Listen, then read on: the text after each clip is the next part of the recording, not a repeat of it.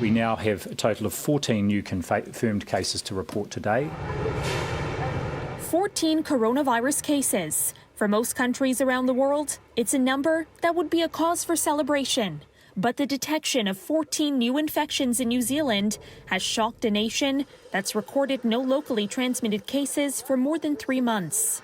As we all learnt from our first experience with COVID, once you identify a cluster, it grows before it slows. We should expect that to be the case here. The discovery of 4 infected family members 2 days ago has since grown to 13, while the 14th case is an overseas arrival who's now in quarantine. The most likely explanation is person-to-person transmission or more fleeting fomite transmission in an infected surface somewhere. Officials are scrambling to identify the source of this growing cluster in its largest city, once again under lockdown. It means that when we are contacting people, they of course are already observing restrictions that limit the spread of the virus.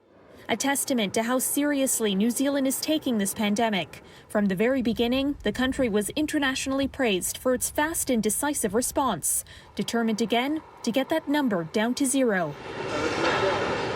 The virus is also bouncing back in Europe. There is a true resurgence in cases in several countries as a result of physical distancing measures being relaxed, says the European Centre for Disease Prevention and Control.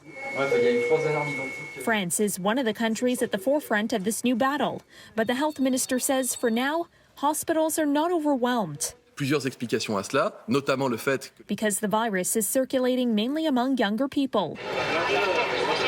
Spain recently overtook the UK as the European country with the second highest case count after Russia. It's part of a surge that's prompted the army to set up a field hospital in one hard-hit region and led authorities in another part of the country to ban smoking in public places. And numbers are trending up in Germany, which has done better than many of its neighbors in keeping COVID under control.